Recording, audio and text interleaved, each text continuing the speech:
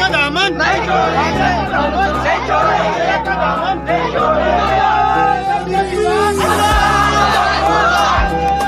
نبی کی شان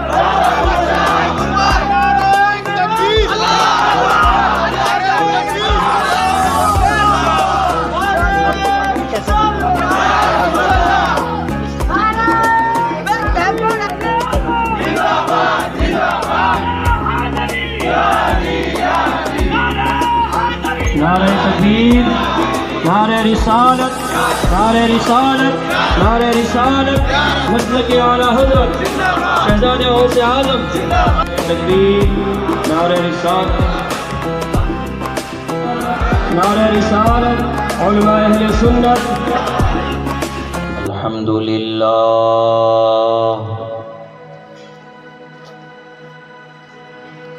الحمد لله الذي فتح لأوليائه أبواب الوسائل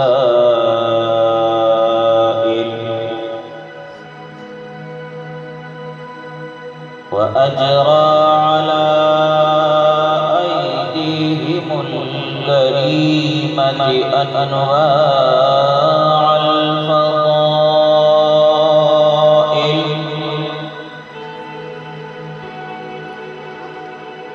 فمن اقتدى بهم نال من الله سبحانه وتعالى جميع الفضائل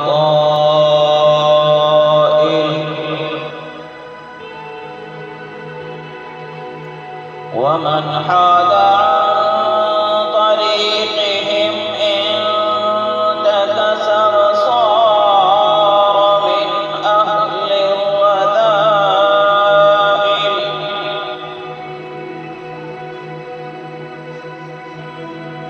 ومن تمسك بأذيالهم أفلح وأدرك فخر الفضائل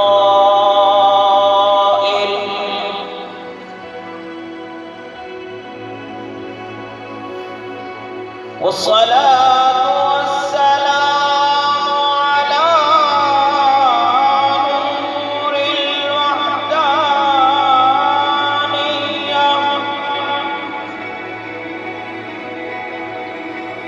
وطلعة شمس الأسرار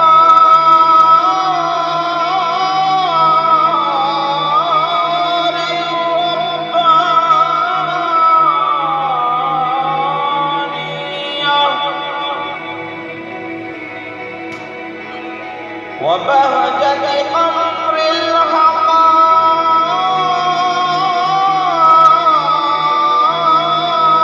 الحقائق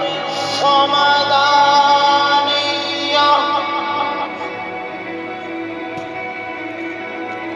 وعرش حضرة الحضرات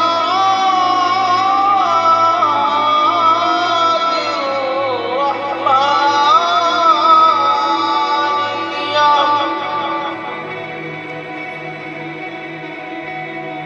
سيد الأنبياء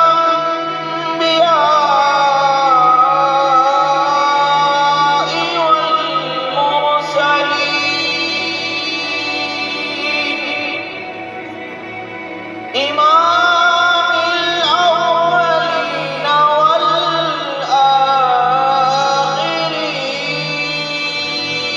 والآخرين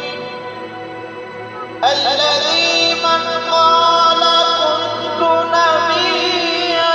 وآدم بين الماء والطين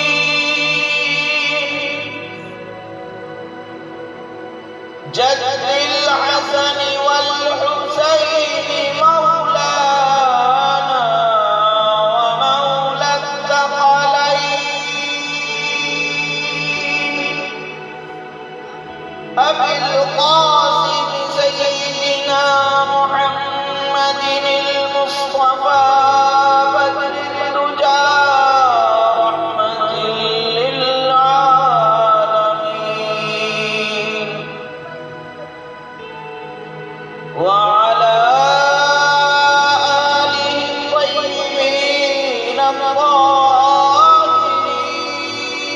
الطاهرين وأصحابه المرضين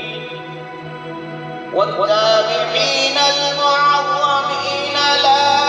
سيما على قدوة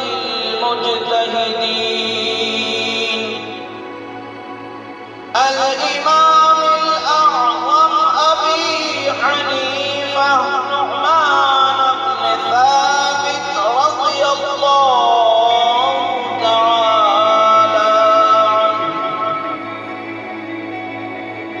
وعلى سائر الأئمة والفقهاء والمحدثين والعلماء الربانيين الكاملين الواصلين لا سيما على قدوة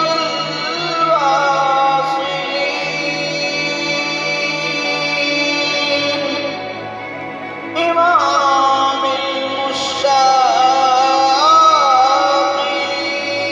المشتاقين شمس العارفين بدر الكاملين محيي الدين أبي محمد سيدنا عبد القادر الحسني الحسيني الجعفري الجيلاني رضي الله تعالى عنه ومن تبعهم بإحسان إلى يوم الدين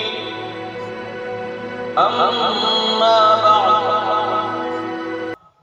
فقد قال الله تبارك وتعالى في القرآن المجيد والفرقان الحميد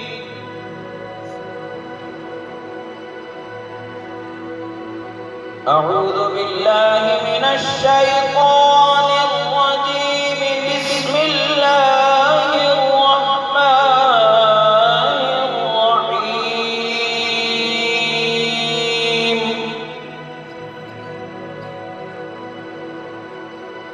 يا أيها الذين آمنوا اتقوا الله وكونوا مع الصادقين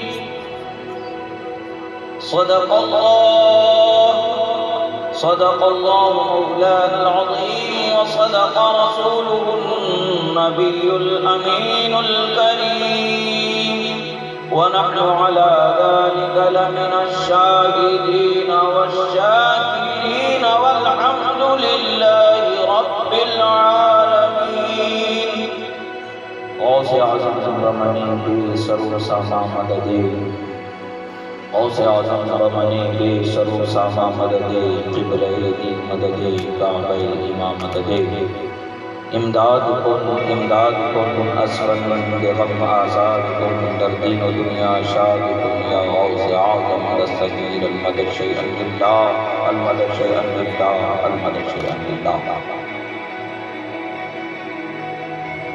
ایک مرتبہ عقیدت و محبت کے ساتھ شریف کا نظرانہ پیش کریں اللہم صلی علی سیدنا مولانا محمد عدد ما فی علم اللہ صلاة دائمة بدوام ملک اللہ وعلی آلہ واصحابہ اجمعین ایک مرتبہ اور نبی اور آل نبی پر درود شریف پڑھیں اللہم صلی علی سیدنا نبینا مولانا محمد عدد ما فی علم اللہ صلاة دائمة بدوام ملک اللہ وعلی آلہ واصحابہ اللہ رب العزت کا بے پناہ شکر و احسان کہ اللہ رب العزت نے ہمیں اس کے محبوب بندوں کے ذکر کو سننے اور دین کی سچی باتوں کو سننے اور اپنی اصلاح کی فکر کرنے کو جمع ہونے کا موقع عطا فرمایا۔ یہ اللہ کا بے پناہ کرم ہے، خدا جسے چاہتا ہے توفیق عطا فرما دیتا ہے۔ بزرگوں نے فرمایا ای سعادت گزور بازو نیز دان بخشت تو خدائے بخشتا۔ انسان اپنی محنت سے، اپنی جستجو سے کامیابی حاصل نہیں کر سکتا، مگر یہ کہ مہربان بخشنے والا خدا اسے کامیاب بنا دے۔ یہ سعادت مندی، یہ کامیابی اللہ کی مہربانی ہے کہ اللہ تعالیٰ نے ہمیں یہ موقع نصیب فرمایا۔ عزیزان محترم، اللہ تبارک و تعالیٰ نے ہر چیز کو پیدا فرمایا، زمین کو، آسمان کو، چاند کو، ستاروں کو، سورج کو، درخت و شجر، حجر، ہر چیز کو اللہ نے پیدا فرمایا، اور اللہ تبارک و تعالیٰ نے انسان کو بھی پیدا فرمایا، اور انسان کے پیدا کرنے کے بعد اس کے مقصد کو اللہ نے بیان فرمایا کہ انسان کو صرف اور صرف خدائے رب ذوالجلال کی وحدانیت اور اس کی اطاعت و عبادت کے لیے پیدا فرمایا۔ اللہ تبارک و تعالیٰ نے جب بندوں پر یہ انعام فرما دیا، جب اس کی وحدانیت کا اقرار کرنے والے، اس کی اطاعت و عبادت کرنے والے ہو جاتے ہیں، تو اللہ نے فرمایا وَلَكُمْ مَا فِي الْأَرْضِ، جو کچھ زمین میں ہے وہ سب کچھ تمہارے لیے۔ ہمیں خدا نے اس کی اطاعت کے لیے پیدا فرمایا، اس کے مہربانیوں کو حاصل کرنے کے لیے پیدا فرمایا، اس کی رحمتوں کو حاصل کرنے کے لیے پیدا فرمایا، اور تمام زمین سے جو نعمتیں ہیں اس سے فائدہ اٹھانے کے لیے اللہ نے ہمیں حکم آزادی کا دیا وَلَكُمْ مَا فِي الْأَرْضِ جَمِيعًا، جو کچھ زمین میں ہے وہ سب تمہارے لیے اللہ نے پیدا فرمایا۔ کتنی خوش قسمتی کہ اللہ نے ہمیں اس کی وحدانیت کے قرار کے لیے پیدا فرمایا، اس کی عبادت کے لیے پیدا فرمایا، اور دنیا کی نعمتوں کو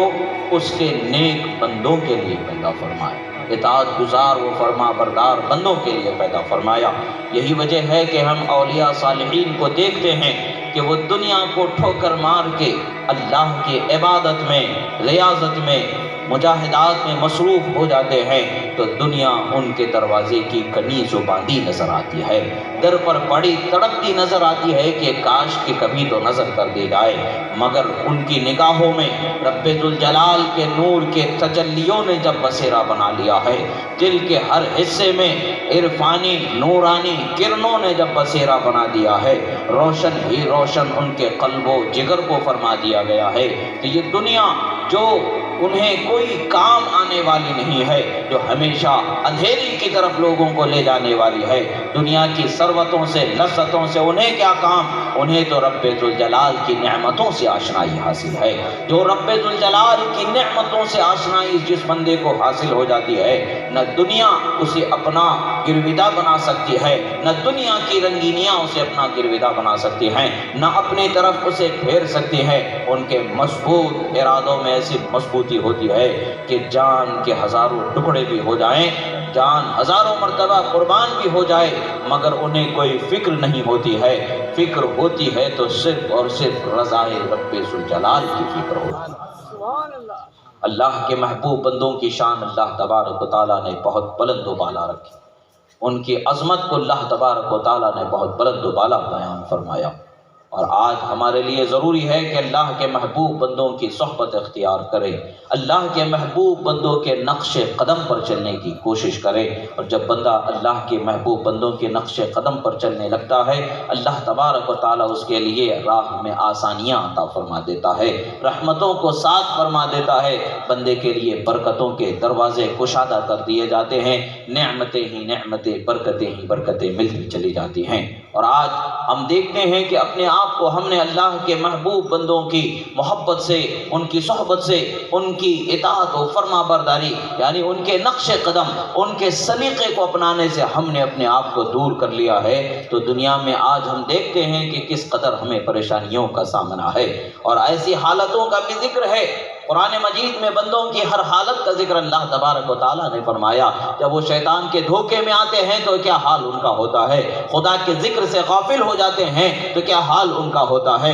اور ان کا شمار کن لوگوں میں ہوتا ہے. یاد رکھے, اللہ والوں کے ساتھ ہونے والے بھی کامیاب ہو جاتے ہیں. اللہ والوں کے ساتھ جو بندے ہو جاتے ہیں انہیں بھی کامیاب کر دیا جاتا ہے. طفیلی تو ویسے ہی کامیاب ہو جایا کرتا ہے. اصل جو اللہ والے ہیں ان کی رحمتیں, ان کی برکتیں یہ ہوتی ہیں کہ عام انسان جو ان کے سائے میں آ جاتا ہے وہ بھی بخشا جاتا ہے, رحمتوں کا حصہ اسے بھی عطا کر دیا جاتا ہے. جس طرح سے برسات میں نکلنے والا, آسمان کے نیچے آنے والا, اس کا اثر برسات کا ضرور اسے ملتا ہے, اگرچہ برسات خاص اس کے لیے نہیں برسائی جاتی مگر اس برسات کا حصہ اسے بھی مل جاتا ہے. اسی طریقے سے اللہ کے ولیوں پر جو خاص رحمت و اکرام کی برسات ہوتی ہے, انعامات کی برسات ہوتی ہے, اگر اللہ کے محبوب بندوں کے قرب سے ہم اپنے آپ کو مزین کر لیتے ہیں, اس نعمت سے اگر ہم اپنے آپ کو مالا مال کرتے ہیں, ان کی صحبت سے اگر ہم اپنے آپ کو مالا مال کر لیتے ہیں تو ان پر برسنے والی برسات کے کچھ چھینٹے ضرور ہم پر بھی برس جاتے ہیں. جب بندوں پر رحمتوں کی برسات ہو جاتی ہے تو بندوں کے لیے ہدایت کے دروازوں کو اللہ تعالیٰ کشادہ فرما دیتا ہے, دلوں کے ان کی حالتوں کو بدل دیا جاتا ہے. حضرت سرح السقطی علیہ الرحمت والرضوان کی زندگی کا ایک واقعہ ہے. اسی طریقے سے حضرت امام مالک رضی اللہ تعالیٰ عنہ کے حق میں بھی اس واقعے کی نسبت ملتی ہے. حضرت جنید بغدادی رضی اللہ تعالیٰ عنہ کے حق میں بھی اسی طریقے کے ایک واقعے کی نسبت ملتی ہے. حضرت ابراہیم ابن ادھم رضی اللہ تعالیٰ عنہ کے بارگاہ میں بھی اسی طریقے کے ایک واقعے کی نسبت ملتی ہے. غرض یہ ہے کہ زمانہ اولیاء کا اگرچہ مختلف ہے مگر ان پر برسنے والی رحمتوں کا انداز وہی ہے جو انداز مصطفیٰ پیارے صلی اللہ تعالی علیہ وسلم پر برسنے کا ہوتا ہے. ان کے قرب و جوار میں رہنے والوں کو رحمتوں سے معمور کر دیا جاتا ہے, برکتوں سے معمور کر دیا جاتا ہے. ان کی محبتوں کو دل میں بسا کر کے, ان کی اطاعتوں کو دل میں بسا کر کے, ان کی فرما برداری کو اپنا شیوا بنا کر کے جو اولیاء زندگی گزارتے ہیں, خلق کو ہدایت کے روشن چراغ سے روشنی دیتے ہیں, تو اللہ تبارک و تعالی مصطفیٰ پیارے صلی اللہ تعالی علیہ وسلم کی تبعیت میں, آپ کی نیابت میں ان پر بھی اس قدر انعام و اکرام فرماتا ہے کہ آپ کی صحبت میں آنے والوں پر بھی اکرام ہو ہی جاتا ہے, ان کے دلوں کو بھی آرام ہو ہی جاتا ہے. اگرچہ اس کا مقصد وہ نہیں ہوتا, اگرچہ اس کی چاہت وہ نہیں ہوتی ہے, کبھی کبھی تو وہ ہوش میں بھی نہیں ہوتا ہے, کرم والائے کرم اس پر ایسا ہوتا ہے کہ وہ خدا والا بنا دیا جاتا ہے. اللہ تعالیٰ فرماتا ہے استحوذ علیہم الشیطان فانساہم ذکر اللہ اولئک حزب الشیطان. اللہ فرماتا ہے شیطان کے قبضے میں جب آ جاتے ہیں, یعنی شیطان کے دھوکے میں جب وہ بندے آ جاتے ہیں, بندوں کا حال کیا ہوتا ہے, وہ خدا کے ذکر سے غافل ہو جاتے ہیں. اور جو خدا کے ذکر سے غافل ہو جاتے ہیں وہ کون ہوتے ہیں, شیطان والے بنا دیے جاتے ہیں. اور اللہ تعالیٰ فرماتا ہے الا ان حزب الشیطان هم الخاسرون. اور آگاہ ہو جاؤ, جان لو کہ جو شیطان والے ہیں وہی ناکام ہونے والے ہیں, وہی محروم رہنے والے ہیں. اور کامیاب کون ہونے والے ہیں, اللہ والے کامیاب ہونے والے ہیں. اللہ والوں ہی کو اللہ تعالیٰ نعمتیں عطا فرماتا ہے, اللہ والوں کی نعمتوں کا حصہ دوسروں کو بھی عطا فرما دیا جاتا ہے, ان کی صحبت کی برکتوں کا حصہ انہیں بھی عطا کر دیا جاتا ہے. حضرت سرح السقطی رضی اللہ تعالیٰ عنہ کا ایک واقعہ ہے. آپ مسجد کے لیے یا کسی اپنے دینی فریضے کی ادائیگی کے لیے تشریف لے جا رہے تھے, آپ نے راستے میں دیکھا کہ ایک شخص ہوش بے ہوش کی حالت میں پڑا ہوا ہے, مگر بات کیا ہے, وہ اللہ اللہ اللہ اپنی زبان سے کہہ رہا ہے. نشے کے حالت میں پڑا ہوا ہے مگر زبان سے اللہ اللہ اللہ کہہ رہا ہے. حضرت سرح السقطی علیہ الرحمت والرضوان نے جب اس بندے کی حالت پر نظر فرمائی اور آپ کے دل نے یہ گوارا نہیں کیا کہ یہ بندہ اپنے منہ کو ناپاک کر بیٹھا ہے, شراب کے قطروں سے, بلکہ شراب کو اس نے اپنے پیٹ میں بسا لیا ہے, اتار لیا ہے, پی چکا ہے, اس کا اثر اس کے جسم پر ہو رہا ہے, مگر پھر بھی یہ رب ذوالجلال کا ذکر کر رہا ہے. آپ نے سوچا کہ اس کے منہ ناپاک ہے اور پاک ذکر مبارک اس کے منہ سے جاری ہو رہا ہے، آپ نے فوراً پانی بلوایا اور اس کے منہ کو دھلا دیا اور کہا کہ اے نادان، تو کس پاک ہستی کے اس میں مبارک کا ذکر کر رہا ہے، کس پاک نام کا تو ذکر کر رہا ہے، اور تو نے اپنے منہ کو ناپاک کر لیا ہے، تو نے اپنے منہ کو ناپاک کر لیا ہے۔ آپ نے اس کے منہ کو دھلا دیا اور آگے بڑھتے چلے گئے۔ میں نے عرض کیا تھا کہ کبھی آسمان سے برستا ہوا پانی خاص کسی بندے کے لیے نہیں ہوتا ہے، کسی اور کے لیے ضرور ہوتا ہے، مگر اس آسمان کے نیچے آنے والا ہر انسان اس پانی کا اثر اپنے اوپر پا لیتا ہے، وہ بھیگ جاتا ہے، اس کا حصہ اسے بھی مل جاتا ہے، اگرچہ اس کے لیے نہیں ہوتا ہے، ہوتا کسی اور کے لیے ہے، مگر وہ بھی ضرور بھیگ جاتا ہے۔ جیسا کہ اللہ کے رسول صلی اللہ تعالی علیہ وسلم نے ارشاد فرمایا، اللہ کے ولیوں کی شان کیا ہوتی ہے۔ حضرت امام حیثمی علیہ رحمٰن نے بھی ذکر فرمایا ہے، فتاوی حدیثیہ کے اندر اس کا ذکر ہوتا ہے، حدیث مبارکہ کا، اور بھی مستند جگہوں پر حدیث ہے۔ ارشاد فرماتے ہیں وَبِهِمْ يُرْزَقُونَ وَبِهِمْ يُسْتَسْقُونَ، فرمایا اللہ کے رسول صلی اللہ تعالی علیہ وسلم نے اولیاء اللہ کی ایک جماعت کا ذکر فرماتے ہوئے ان کی شان کا بیان فرماتے ہیں۔ امام جلال الدین سیوطی علیہ رحمۃ و رضوان نے مستقل احادیث مبارکہ کو ان کے شان و فضیلت میں جمع فرمایا ہے۔ اولیاء، ابدال و نجبا و اقطاب کی شان اور ان کے مرتبے کے بیان میں جو احادیث آپ کو علم حدیث کے، تو آپ کو اللہ تبارک و تعالیٰ نے ایسا امام بنایا تھا کہ امامت آپ کے زمانے میں آپ پر ہی تمام علم حدیث کی ہوئی ہے، اسی لیے خاتم الحفاظ کے نام سے آپ کو یاد کیا جاتا ہے، امیر المومنین فی الحدیث کے نام سے آپ کو یاد کیا جاتا ہے۔ آپ نے مستقل رسالہ لکھا ہے، اس میں بھی اس حدیث مبارکہ کو ذکر فرمایا ہے۔ اللہ کے رسول صلی اللہ تعالی علیہ وسلم ارشاد فرماتے ہیں، اللہ تبارک و تعالی زمین پر بارش نازل فرماتا ہے اور زمین والوں کو رزق عطا فرماتا ہے تو ان کی وجہ سے نہیں بلکہ اللہ والوں کے صدقے میں عطا فرما دیتا ہے۔ ان اللہ والوں کے، ان اولیاء اللہ کی جماعت کے وجود اور ان کے ذکر مبارک کے غلغلے کی برکت سے اللہ تبارک و تعالی نازل فرما دیتا ہے۔ ہوتا نزول ان کے لیے ہوتا ہے، ان کے صدقے میں نازل ہو رہا ہوتا ہے، ہر نیک بھی بھیگ جاتا ہے، ہر بد بھی بھیگ جاتا ہے، حصہ رحمت سے خدا کا ہر ایک اپنا اپنا پا لیتا ہے۔ یہی حال وہاں پر بھی ہوتا ہے۔ حضرت سریع السقطی رضی اللہ تعالیٰ عنہ جہاں پر بھی ہیں وہ ایسے عظیم بزرگ ہیں کہ اولیاء کی جماعت میں ایک بلند ترین مقام اللہ تبارک و تعالیٰ نے آپ کو عطا فرمایا تھا، عظیم الشان مقام اللہ تعالیٰ نے آپ کو عطا فرمایا تھا۔ اس عظیم الشان مقام کے پانے والے عظیم الشان باکمال بزرگ ہیں کہ جن کا دل بھی ذکر الہی سے غافل نہیں ہے، جن کی زبان بھی ذکر الہی سے غافل نہیں ہے، جن کی فکر و نظر بھی ذکر الہی سے غافل نہیں ہے، بلکہ ذکر وہ ایسا کرتے ہیں کہ ذکر قلب و زبان سے ہو رہا ہے، نظر اور فکر تجلیات ربانیہ میں سیر کر رہی ہوتی ہے، کبھی سیر اللہ کے منزل، کبھی سیر باللہ کے منزل، کبھی سیر علی اللہ کے منزل، کبھی سیر من اللہ کے منزل، کبھی باقی باللہ تو کبھی بنا باللہ کی منزلوں سے گزرتے ہوئے راہ ہدایت کے روشن چراغ کو روشن کرتے چلے جاتے ہیں۔ ان کے حال، ان کے کمال، ان کے مقام کی برکتوں کا اثر یہ ہوتا ہے کہ جب آپ وہاں سے گزر جاتے ہیں کچھ دیر بعد اس بندے کو ہوش آتا ہے، لوگ کھڑے ہو کر کے اس بندے کی حالت کا مشاہدہ کر رہے ہیں۔ اس نے پوچھا ایسا گھیرا بنا کر کے کیوں میرا مشاہدہ کیا جا رہا ہے؟ کیا معاملہ کچھ انوکھا ہو گیا ہے؟ کچھ ہم سے کچھ انوکھا کام ہو گیا ہے؟ نشے کی حالت میں جو شرابی نشے میں کرتا ہے اس سے اچنبا، اس سے الگ کوئی کام ہو گیا ہے کہ جو آپ حیرت سے مجھے دیکھ رہے ہیں؟ لوگ کہتے ہیں کہ نہیں، ہمیں حیرت تجھ پر نہیں ہے، ہمیں حیرت ان بزرگ کی اس فعل پر ہے، ان کے اس شان والے بزرگ کے اس کام پر ہے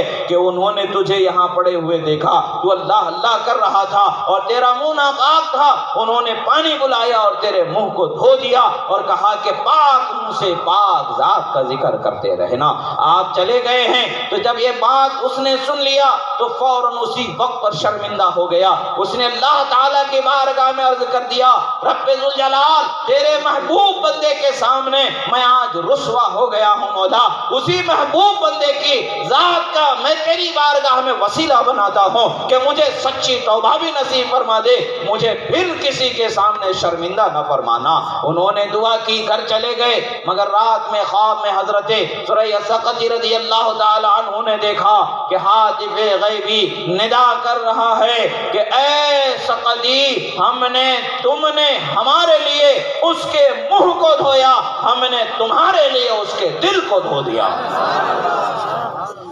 اور فرمایا کہ ہم نے اس کے دل کو صاف کر دیا۔ معاملہ یہی ہوتا ہے، اولیاء اللہ کی شان، اولیاء اللہ کی عادتیں الگ ہوتی ہیں، الٹی ہی چال چلتے ہیں دیوان گانے عشق، آنکھوں کو بند کرتے ہیں دیدار کے لیے۔ ان کا حال کیا ہوتا ہے، ان کی شان کیا ہوتی ہے، کبھی گناہگار کو کلیجے سے لگاتے ہیں، رحمتوں سے معمور کر دیتے ہیں، کبھی کسی کو در پہ بلا کے نوازتے ہیں تو کبھی کسی کو در سے دور کر کے بھی نوازتے چلے جاتے ہیں۔ حال یہ ہے کہ وہ جس حال میں بھی ہوتے ہیں، جو ان کا ہو جاتا ہے اس کو نوازشوں سے مالا مال کر دیا جاتا ہے۔ اللہ والے ہونا ہے، شرط یہ ہے کہ اللہ والے ہو جائیں تو نعمتیں ملنے والی، اگر شیطان والے ہو جاتے ہیں تو محرومی، ناکامی انہی کا مقدر بنا دیا جاتا ہے۔ اب حال یہ ہے کہ آپ جاگتے ہیں رات میں اور مسجد تشریف لے جاتے ہیں اور آپ دیکھتے ہیں کہ مسجد میں ایک نماز پڑھنے والا نماز پڑھ رہا ہے اور رب ذوالجلال کی بارگاہ میں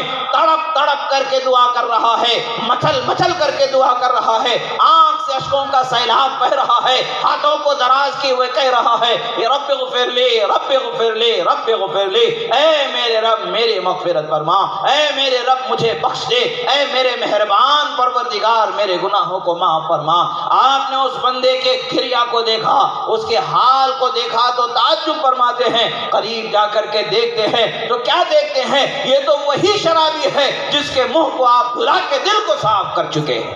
اس کے دل کو پاکیزہ بنا چکے ہیں۔ آپ کے صدقے میں خدا نے اس کے دل کو پاکیزہ فرما دیا ہے۔ آپ کہتے ہیں میاں کیا بات ہے، کیا معاملہ ہے کہ تم اس قدر رو رہے ہو، اس قدر تم اپنے آہوزاری کا اظہار کرے ہو، کیا معاملہ ہے؟ عرض کردہ حضور مزید شرمندہ نہ کریں، جس کے صدقے میں اس دل کو خدا نے نور ہدایت بخشا ہے اس پر تو وہ راز کو ظاہر ہی کر چکا ہے۔ خدا نے آپ پر ظاہر کر دیا کہ آپ کے صدقے ہی میں میرے دل کو اللہ نے روشن فرما دیا ہے، مزید شرمندہ نہ کریں۔ یعنی معاملہ کیا ہے، اللہ والوں کی کبھی کبھی نظر کرم ایسے ہو جاتی ہے، ان کی ادا رب ذوالجلال کو اتنی پسند آ جاتی ہے، اتنی پسند آ جاتی ہے کہ جس پہ ان کی نظر ہوتی ہے اسے بھی نظر والا بنا دیا جاتا ہے، کمال والا بنا دیا جاتا ہے اور اسے اقبال والا بنا دیا جاتا ہے۔ یہ اللہ تبارک و تعالیٰ کی مہربانی ہے کہ اللہ تبارک و تعالیٰ نے اپنی رحمتوں کے لیے، اپنی برکتوں کے لیے، یعنی اس کی رحمتیں اور برکتوں کے حاصل کرنے کے لیے اپنے محبوب بندوں کے ذوات مبارکہ کو سبب بنایا ہے۔ جب ہم ان کے قریب ہو جاتے ہیں تو اس کی برکتیں اللہ تعالی ہمیں ضرور عطا فرما دیتا ہے۔ عزیزان محترم، آج ہمیں بھی دیکھنا ہے کہ ہم رب ذوالجلال کی رحمت کے کس قدر قریب ہیں۔ ہم کیا شیطان کے قبضے میں ہیں؟ ہماری سوچ و فکر شیطان کے قبضے میں ہے؟ کیا ہمارے اخلاق و کردار شیطان کے قبضے میں ہے؟ کیا حلال و حرام کی فکر و تمیز ہم نے چھوڑ کے شیطان کے گروہ میں اپنے آپ کو شامل کر لیا ہے؟ یا شیطانی منصوبوں میں ہم نے اپنی ذات کو ایک سبب بنا دیا ہے، منصوبہ سازیوں کا اپنے آپ کو ایک مہرہ بنا دیا ہے؟ یا پھر اللہ والوں کی بارگاہ میں شیطان کی شرارت کو چھوڑ کے، شیطان کی بہکاوے کو چھوڑ کے، خدا کے ذکر کی غفلت سے دور ہو کے اللہ کے محبوب بندے جو جاگتے ہیں تب بھی ذکر کر رہے ہوتے ہیں، جو سو رہے ہیں تب بھی ذکر کر رہے ہوتے ہیں، جن کی زبان سے، نظر سے اگرچہ بظاہر دوسرے کلمات، دوسری چیزوں کو دیکھا جانا مشاہدے میں ہوتا ہے مگر ان کا قلب خدا کے ذکر سے غافل نہیں ہوتا ہے۔ ان کی صحبت سے یا ان سے محبت کرنے والے یا ان کے طریق پر چلنے والے ہیں، یہ ہمیں اپنے آپ کے مشاہدے کی ضرورت ہے، دیکھنے کی ضرورت ہے کہ ہم کہاں ٹھہرے ہیں، کس گروہ سے ہمارا تعلق ہے، کیا شیطان سے ہم جڑے ہیں یا اللہ والوں سے ہم جڑے ہیں؟ اللہ والوں کے ساتھ ہو جاتے ہیں، رحمتیں ہی رحمتیں مل رہی ہیں، برکتیں ہی برکتیں مل رہی ہیں، اور شیطان کے ساتھ ہو جاتے ہیں، زحمتیں ہی زحمتیں ہیں، محرومیاں ہی محرومیاں ہیں، رحمت سے دور ہونا ہے، رزق کی برکت دور ہو رہی ہے، گھروں کا چین و سکون دور دور ہو رہا ہے، اولاد کی نافرمانی کا سامنا ہے، گھر میں ہر چھوٹے بڑے کے لان تان کا سامنا ہے، نافرمانیوں کا سامنا ہے، نہ ادھر چین مل رہا ہے نہ ادھر چین مل رہا ہے، زندگی گویا کہ ایک عذاب بن کے رہ گئی ہوتی ہے۔ حال کیا ہے؟ کیوں ایسا ہوتا ہے؟ جب ہم رب کے فرما بردار ہو جاتے ہیں تو خدا سب کو ہمارا فرما بردار بنا دیتا ہے۔ اب اگر ہم رب کے فرما بردار نہیں ہیں، ہم دیکھنا چاہیے کہ ہمارے چھوٹے اگر ہماری نافرمانی کر رہے ہیں، اگر ہماری اولاد ہمیں پلٹ پلٹ کر کے بول رہی ہے، تو ہمیں دیکھنے کی ضرورت ہے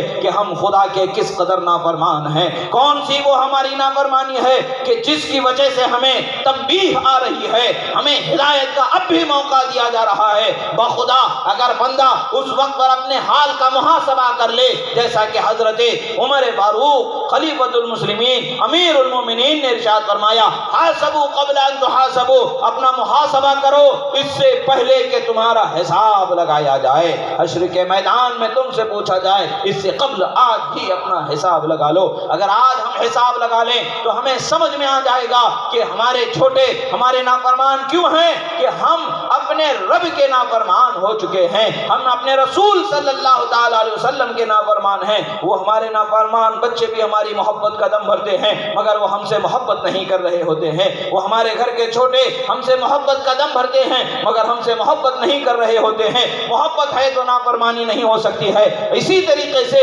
جس طریقے سے آج ہم محبت کا دم بھرتے ہیں، آج ہم اطاعت کا دم بھرتے ہیں، رب ذوالجلال کی اطاعت کا دم بھرتے ہیں، رسول اعظم صلی اللہ علیہ وسلم کی محبت کا دم بھرتے ہیں، مگر بات کہاں آتی ہے؟ محبت کے دعوے تو ہماری زبانوں سے بلند بانگ ہم کرتے چلے جاتے ہیں مگر عمل کے میدان میں جب آتے ہیں تو میدان عمل سے ہم کو سو دور رہتے ہیں۔ ہم سوچتے ہیں کہ ہم ان عمل کی مشقتوں سے دور رہ کر کے ہی سب کچھ مل جائے، ایسا نہیں ہو سکتا ہے۔ ہمیں آزمائشوں سے گزرنا ہوگا، ہمیں اللہ کی راہ میں مشقتوں کو اٹھانا ہوگا۔ جب مشقتیں اٹھائی جاتی ہیں تو اللہ تبارک و تعالی مہربانیاں عطا فرما دیتا ہے، رحمتیں عطا فرما دیتا ہے، برکتیں عطا فرما دیتا ہے، مگر افسوس کہ آج ہمارے پاس وہ معاملہ نہیں ہے۔ ایک معاملہ، ایک وقت کا ایک معاملہ تھا کہ معاملہ کیا ہے؟ اللہ کے رسول صلی اللہ تعالیٰ علیہ وسلم کے بارگاہ کا ایک واقعہ یاد آ رہا ہے، صحابہ کرام رضوان اللہ علیہم اجمعین کے مقام کا، بارگاہ کا ایک واقعہ یاد آ رہا ہے۔ حضرت عمر فاروق رضی اللہ تعالیٰ عنہ ایک مرتبہ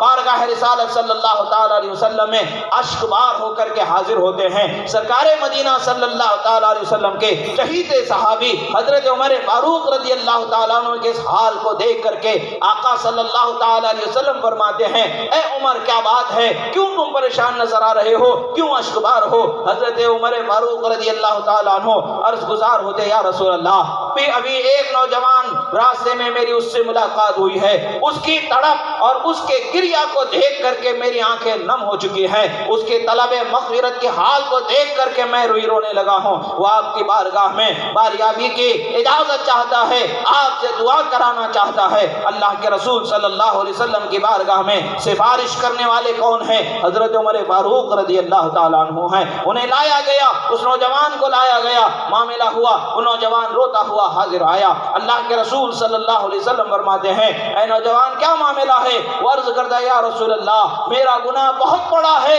بہت بڑا ہے، بہت بڑا ہے، بہت بڑا ہے۔ اللہ کے رسول صلی اللہ علیہ وسلم فرماتے ہیں، کیا تیرا گناہ زمین و آسمان سے بھی بڑا ہے؟ وہ بندہ عرض کرتا ہے، یا رسول اللہ، بے شک میرا گناہ زمین و آسمان سے بھی بڑا ہے۔ اللہ کے رسول صلی اللہ علیہ وسلم فرماتے ہیں، اے اللہ کے بندے، بتا تو صحیح تیرا گناہ کیا ہوا؟ وہ بندہ عرض کرتا ہے، یا رسول اللہ، میں زمانے سے کفن چرانے کی عادت میں ملوث تھا، کفن چرا لیا کرتا تھا۔ ابھی حال ایسا ہوا کہ کچھ دن قبل ایسا حال ہوا کہ قبر میں کفن چرانے کے لیے میں گیا تھا، وہاں پر ایک خاتون پر نظر ہوئی تو میرے نفس نے مجھے ابھارا، شیطان کا غلبہ آیا اور میں نے اس مردہ خاتون کے ساتھ بدفعلی کر ڈالی۔ تو یہ حال ہے، میرا یہ گناہ ہے کہ جس کی وجہ سے میں خدا کی بارگاہ میں خوف کھاتا ہوں، لرز رہا ہوں کہ میرا گناہ زمین و آسمان سے سے بڑا ہے۔ اللہ کے رسول صلی اللہ تعالی علیہ وسلم نے فرمایا دور ہو جا میری نظروں سے اس وقت تک کہ جب تک کہ اللہ کی بارگاہ سے تمہارا فیصلہ نہ ہو جائے۔ انہیں دور کر دیا گیا، وہ بندہ روتا ہوا دور پہاڑوں میں جنگلوں میں گزارنے لگا اپنی زندگی۔ 40 دن گزر چکے، آخر کار تڑپ کر کے اس بندے نے رب ذوالجلال کی بارگاہ میں دعا کی، اے پروردگار، اے غفور الرحیم، اگر تو نے مجھے بخش دیا ہے، تو نے مجھے معاف فرما دیا ہے تو تیرے حبیب اور ان کے ساتھیوں میں مجھے شرمندگی سے بچا لے، ان تک کہ یہ خبر پہنچا دے کہ تو نے مجھے بخش دیا ہے، معاف فرما دیا ہے۔ اس بندے نے یہاں دعا کی۔ روایت میں آتا ہے بارگاہ رسالت میں حضرت جبرائیل امین حاضر ہوتے ہیں، عرض گزار ہوتے ہیں یا رسول اللہ صلی اللہ تعالی علیہ وسلم یہ زمین و آسمان کے پیدا کرنے والا کون ہے؟ اللہ کے رسول فرماتے رب ذوالجلال پیدا کرنے والا ہے، رب ذوالجلال خالق کائنات ہے، ہر شے کا پیدا کرنے والا رب ذوالجلال ہے۔ حضرت جبرائیل امین عرض گزار ہوتے ہیں، فرماتے یا رسول اللہ رب تعالیٰ فرماتا ہے کہ فلاں بندے کو رب تعالیٰ نے معاف فرما دیا ہے، فلاں بندے کو بخشش سے اللہ تعالیٰ نے سرفراز فرما دیا ہے۔ اللہ کے رسول صلی اللہ تعالیٰ علیہ وسلم اس بندے کے پاس اپنے صحابہ کو بھیجتے ہیں، انہیں بلاتے ہیں اور مشرہ سناتے ہیں، بتاتے ہیں کہ دیکھو اللہ تبارک و تعالیٰ نے تمہیں معاف فرما دیا ہے۔ عزیزان محترم، انبیاء کے علاوہ کوئی معصوم نہیں ہو سکتا انسانوں میں، ہم بھی معصوم نہیں ہیں، کوئی بھی معصوم نہیں ہے۔ گناہ ہو سکتا ہے مگر گناہ پر آدمی اڑ جائے یہ بری بات ہے، گناہ سے توبہ کر لے یہ اچھی بات ہے۔ جب بندہ توبہ کر لیتا ہے، جب بندہ خدا کی بارگاہ میں مغفرت طلب کرتا ہے تو حال یہ ہوتا ہے کہ جواب آنے لگتا ہے، لبیک لبیک کہا جاتا ہے، اے میرے بندے میرے قریب آ جا، تیری صدا پر میں تیری صدا کو قبول کرنے والا ہوں، تو توبہ کر رہا ہے میں تجھے توبہ تیری توبہ کو قبول کرنے والا ہوں۔ ایک واقعہ ہے کہ حضرت عطا رضی اللہ تعالیٰ عنہ کا واقعہ، حضرت عطا ارزق رضی اللہ تعالیٰ عنہ ہیں، اسی زمانے کے ایک اور بزرگ تھے حضرت عطا سلمی رضی اللہ تعالیٰ عنہما، یہ بڑے جلیل القدر اولیاء کرام میں آپ کا شمار ہوتا ہے۔ ایک چور تھا، رات کے اندھیرے میں آپ عبادت کے لیے حضرت عطا ارزق رضی اللہ تعالیٰ عنہ جنگلوں میں تنہائیوں میں اندھیروں میں چلے جایا کرتے تھے، کسی کی نظر نہ پڑے اس طرح سے آپ عبادت میں زندگی گزارا کرتے تھے، عبادت میں مصروف ہو جایا کرتے تھے کہ چور رات میں راستے میں بیٹھا ہوا تھا کہ کوئی مسافر آئے کہ میں اسے لوٹ لوں۔ جب اس کی نظر رات کے اندھیرے میں آنے والے ایک مسافر پر پڑ جاتی ہے تو اس سے مال و متاع لوٹنا چاہتا ہے، تکلیف دینا چاہتا ہے۔ حضرت عطا نے اللہ کی بارگاہ میں دعا کی، اے اللہ تو اس کے شر سے مجھے محفوظ فرما، جیسا تو ارادہ فرمائے میرے اس سے حفاظت فرما، جیسے تیری مرضی ہے مجھے اس سے محفوظ فرما۔ آپ نے دعا کرنا ہی تھا کہ اس کے دونوں پیر اور ہاتھ سکڑ جاتے ہیں، وہ چلنے اور ہاتھ اٹھانے سے قاصر ہو جاتا ہے، ڈر جاتا ہے، تڑپنے لگتا ہے اور حضرت کی بارگاہ میں کہتا ہے کہ حضرت پھر دوبارہ کبھی میں ایسی غلطی نہیں کرنے والا ہوں، آپ دعا فرما دیں کہ میرے حالت ٹھیک ہو جائے اور مجھے توفیق مل جائے۔ حضرت نے پھر رب ذوالجلال کی بارگاہ میں دعا فرمائی، اللہ نے اس کی حالت کو بہتر فرما دیا، وہ فوراً سیدھا ہو گیا۔ اس بندے نے پوچھا کہ اے اللہ کے بندے آپ کا نام کیا ہے وہ تو بتا دے۔ انہوں نے صرف عطا کہہ کر کے وہاں سے قدم بڑھا دیا، آگے چلے گئے۔ کچھ دور جانے کے بعد وہ اندھیروں میں گم ہو گئے اور یہ صبح کے اجالے کا انتظار کرتا رہا۔ جب صبح ہو گئی تو وہ شہر کی گلیوں میں گھوم رہا تھا، بڑی بڑی مجلسیں جہاں پر سے قال اللہ قال رسول کا درس دیا جاتا تھا، جہاں صفائے قلبی کی تلقین کی جاتی تھی، جہاں ریاضت و مجاہدات کی درسگاہیں لگی ہوا کرتی تھی، لوگوں کے ظاہر و باطن کو سنوارنے کے لیے بڑے بڑے علماء اولیاء کرام اپنی خدمات کو وہاں پر پیش فرما رہے ہوتے تھے۔ ایک عظیم جم غفیر ان سے ہدایت پا رہا ہوتا ہے۔ ایسے ہی وہ ایک مجلس میں لوگوں کو پوچھتا ہے کہ لوگوں بتاؤ یہاں پر رات کے اندھیرے میں لوگوں سے چھپ کر کے نماز پڑھنے والے عطا کون ہیں، کیا تم انہیں پہچانتے ہو؟ لوگوں نے کہا ہاں وہ حضرت عطا سلمی ہیں جو ان کی مجلس چل رہی ہے۔ یہ بندہ جا کے مجلس میں بیٹھ جاتا ہے، کچھ دیر انتظار کرتا ہے، اس کے بعد پھر وقت ملتا ہے، مجلس ختم ہو گئی، ان کے قریب جاتا ہے، کہتا ہے کہ حضرت رات کا واقعہ سناتا ہے کہ آپ کے ساتھ میرا یہ معاملہ ہوا تھا، میں اس واقعے سے تو توبہ کر چکا ہوں اور بھی میرے بہت سارے بھیانک جرم ہیں، میں ان سب جرموں سے آپ کے سامنے توبہ کرتا ہوں. آپ دعا فرما دیں کہ رب تعالیٰ میری توبہ کو قبول فرما لے. حضرت عطا سلمی رضی اللہ تعالیٰ عنہ روتے جا رہے ہیں, کہتے جا رہے ہیں, اے اللہ مجھے بھی معاف فرما, اس کو بھی معاف فرما, اے اللہ مجھے بھی معاف فرما, اس کو بھی معاف فرما. اور کہتے نادان, وہ عطا میں نہیں ہوں, وہ عطا حضرت ارزق رضی اللہ تعالیٰ عنہ ہیں جو راتوں کو جاگ کر کے عبادت کرنے والے ہیں. اللہ والوں کی شان یہ ہوتی ہے کہ ہدایت کا راستہ کوئی اور دکھاتا ہے اور مقام کمال تک کوئی اور پہنچا دیا جاتا ہے. یہ اللہ والوں کی شان ہوتی ہے. یہی وجہ ہے کہ ہمیں ہر اللہ والے سے باادب ہونا چاہیے, ان کا احترام رکھنا چاہیے. کسی کی بارگاہ سے جڑے ہیں تو دوسروں کی بارگاہ میں تان کی زبان کو نہیں پھیلانی چاہیے, اپنے آپ کو سنبھالے رکھنا ہے. اللہ والوں کی بارگاہ میں جائیں تو باادب ہو کر کے جانا چاہیے کہ ان کی رحمتوں سے انسان مالا مال ہو جاتا ہے. افسوس کی بات ہے کہ آج ہمارے اندر خود سری انانیت اتنی بڑھ گئی ہے کہ ہم اپنے ماں باپ کے سامنے ادب سے نہیں رہتے ہیں, احترام سے نہیں رہتے ہیں, تو وہ اللہ والے جن پر خدا کا انعام و اکرام ہو رہا ہے ہم ان کے سامنے کیسے بے ادب ہو سکیں. عزیزو یاد رکھو, اگر ہم اپنے ماں باپ کے ادب کرنے والے ہیں یقیناً ہم پر اللہ تعالیٰ کی مہربانی ہوگی, اللہ والوں کی پہچان بھی ہو جائے گی, اللہ والوں کا ادب و احترام کا سلیقہ بھی عطا ہو جائے گا. اللہ والوں کا ادب و احترام جس بندے کو حاصل ہو جاتا ہے اس بندے کے قلب کو اللہ تعالیٰ روشن فرما دیتا ہے. حضرت رسول اللہ صلی اللہ تعالیٰ علیہ وسلم سے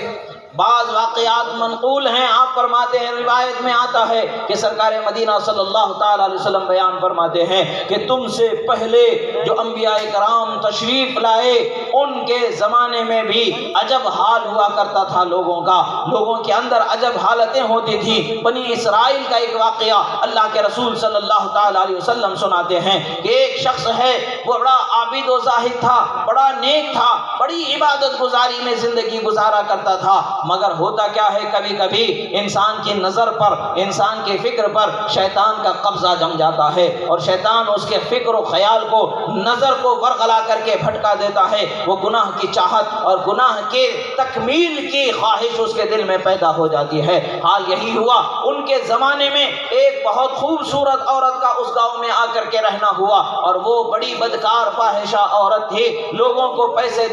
پیسے لے کر کے لوگوں کے ساتھ برا کام کیا کرتی تھی, بدفعلی کیا کرتی تھی, حرام کاری میں ملوث ہوا کرتی تھی. اور ان کی نظر اس پر پڑ گئی, اس کی خوبصورتی سے متاثر ہو گئے. دل میں خیال پیدا ہوا, اس عورت سے پوچھا تیری قیمت کیا ہے؟ اس عورت نے کہا 100 سونے کے سکے ہیں میری قیمت, 100 سونے کے سکے لا دو تو میں تمہاری ہوں, تم جو مرضی چاہو کر لو. انہوں نے دن رات محنت کی, 100 سونے کے سکوں کو جمع کیا اور 100 سونے کے سکے لے گئے. تو وہ عورت کا ایک تخت تھا جو سونے کا, اس تخت پر بیٹھا کرتی تھی, بڑے غرور و تکبر سے بیٹھا کرتی تھی. سونے کے تخت پر بیٹھنے والا, سونا لیے پھرنے والا اللہ کی رحمت کا حقدار نہیں ہو جاتا ہے. سونے کے تخت پر بیٹھ جانا اس بات کی ضمانت نہیں کہ اللہ کی رحمت سے اس کو حصہ مل چکا ہے.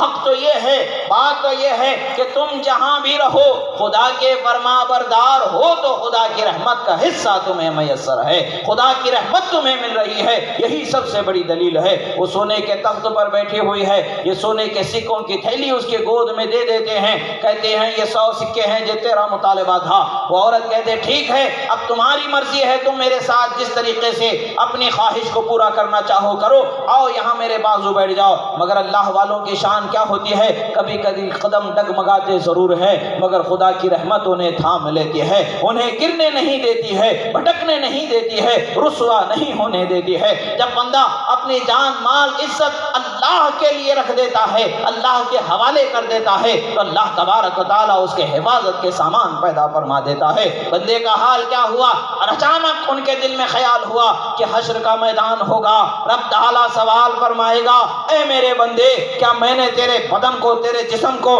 محنت کرنے لائق اسی لیے بنایا تھا کہ اس کی محنت کی کمائی تو حرام کے لیے صرف کرے یا میری نافرمانی میں اپنے قدم کو بڑھائے. اس کے دل میں جیسے ہی خیال ہوا, رب تعالیٰ کی بارگاہ بارگاہ میں حاضر ہونے اور سوال کیے جانے کا، اور جواب کیا ہوگا؟ گھبرا کر کے آپ کھڑے ہو جاتے ہیں، کہتے ہیں کہ اے عورت وہ پیسے تیرے ہیں، تو رکھ لے، بس مجھے یہاں سے جانے دے، میں اس گھر سے نکل جانا چاہتا ہوں، تیرے قریب سے بھی دور ہو جانا چاہتا ہوں، میں یہاں رہنا نہیں چاہتا ہوں۔ عورت حیران ہو جاتی ہے، کہتی ہے کیا بات ہے، تعجب کی بات ہے، کتنے دن سے تم میری خواہش میں محنت رات اور دن کر کے اتنے سکے جمع کر کے لائے، اور ابھی اچانک تمہارے دل میں کیا حل ہو گیا؟ وہ بندہ عرض کرتا، ارشاد فرماتا ہے، اے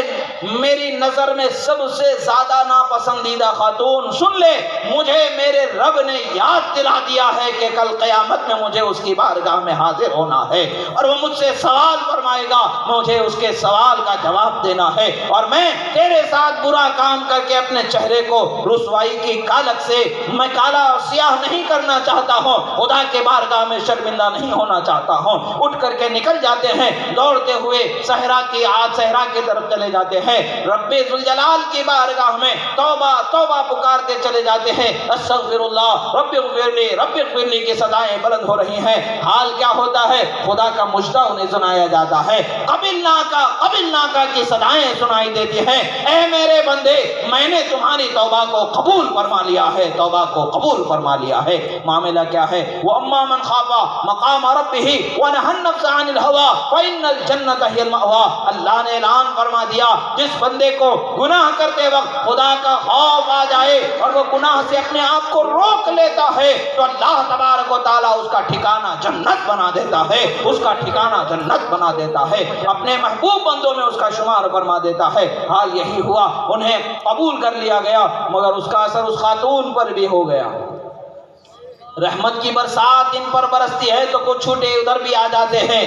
اس پر بھی اثر ہو گیا۔ اس نے کہا کہ اللہ کے بندے، یہ پیسے، یہ سونے کا تخت، یہ کچھ بھی مجھے نہیں چاہیے، مجھے توبہ کرا دے اور تیری بیوی بنا لے۔ ان کے دل پر ہیبت ایسی طاری تھی کہ وہ دوڑتے پھر رہے ہیں، یہ ان کے پیچھے، وہ کہاں جاتے ہیں وہاں پیچھے پیچھے چلی جا رہی ہے۔ حال یہ ہوا کہ وہ ایک بستی میں، اپنے ہی علاقے کی بستی میں پہنچ گئے، بہت دور ان کی بستی تھی، وہاں پہنچتے ہیں، یہ خاتون ان کو تلاش کرتی ہوئی وہاں پہنچ جاتی ہے۔ اچانک لوگوں نے بتایا کہ تمہیں تلاش کرتی ہوئی خاتون یہاں آئی ہے۔ جیسے ہی ان کو پتا چلا، لوگوں کو کیا پتا کہ وہ کون ہے، دوسرے شہر کا حال ہے، اس شہر کو کچھ خبر ہی نہیں کہ وہ وہاں کیا حال میں تھی، یہاں کس حال میں ہے۔ بہرحال اس کو جب ان کے پاس لایا گیا، لوگوں کو پوچھا گیا پتا، تو لوگ ان کے پاس پہنچا دیتے ہیں۔ جیسے ہی ان کی نظر اس پر پڑتی ہے، ایک چیخ ان کے دل سے نکلتی ہے، زبان سے اللہ کہہ کے پکارتے، اسی وقت پر زمین پر گرتے ہیں، جہاں بحق ہو جاتے۔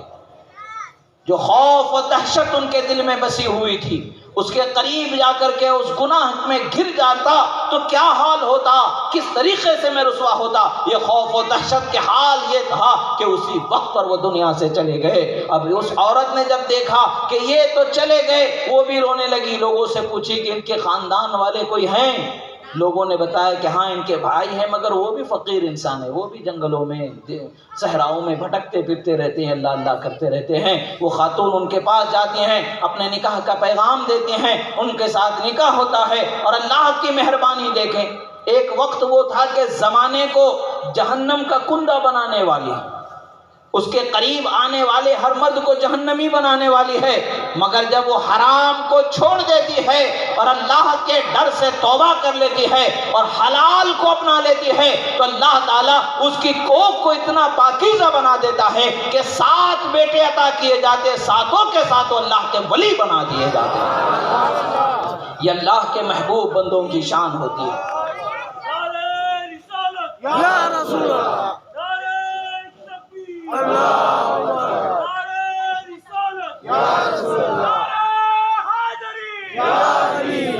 اللہ کے محبوب بندوں کی شان نرالی ہوتی ہے۔ خدا کے فضل و کرم کی برسات ان پر ایسی ہوتی ہے کہ وہ جہاں ہوتے ہیں رحمت و نور کے فصلیں، بہاریں نکلنے لگتی ہیں، ایسی حالتیں ہوتی ہیں کہ زمانہ بدلنے لگتا ہے۔ عزیزو، ہمیں یاد رکھنا ہے کہ کل قیامت میں رب تعالیٰ کے بارگاہ میں حاضر ہونا ہے۔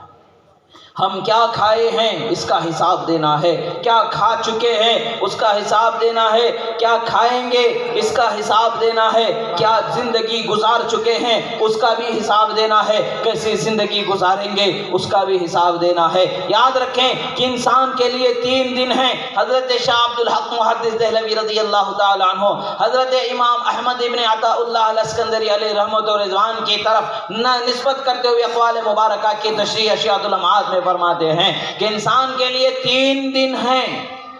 ایک جو گزر چکا ہے کسی بھی حالت میں آنے والا نہیں ہے، ایک وہ جو ہے، اور ایک وہ ہے جو امید ہے کہ کل اٹھیں گے تو آئے گا، کل زندہ رہیں گے تو ملنے والا ہے۔ یعنی جو کل آنے والا ہے اس کا بھی بھروسہ نہیں ہے، جو کل گزر چکا اس کا تو کسی حال میں آنا ممکن ہی نہیں ہے۔ تو بچا کیا انسان کے پاس؟ ایک دن بچا ہے، اس ایک دن کو غنیمت جانیں، اللہ کی بارگاہ میں کل کے لیے آج کو نہ گوائیں، کل کی امید پر آج کو نہ گوائیں۔ آج اگر اللہ کی بارگاہ میں توبہ کر لیں گے، آج اگر اللہ کی بارگاہ میں اپنے دل کے ان ضمیر کے گوشوں کو جھنجھوڑ کر کے دیکھیں گے کہ کس قدر اس میں گناہوں کی کثافت بسی ہوئی ہے، اگر اللہ کی بارگاہ میں سچے دل سے توبہ کرتے ہوئے اور ندامت کے آنسو سے جب دل کو دھونے لگیں گے تو یاد رکھیں کہ بندے کی آنکھ سے بہنے والا ندامت کا خوف الہی میں نکلنے والا آنسو خدا کو اتنا پسند ہے، نہ حوض کوثر پسند ہے، نہ آب زمزم پسند ہے، بلکہ اللہ تبارک و تعالیٰ کو گناہگار کی آنکھوں سے اس کے خوف میں بہنے والا آنسو زیادہ پسند ہے، اس لیے کہ وہ اپنے آپ کو رحمت کا حقدار بناتا ہے۔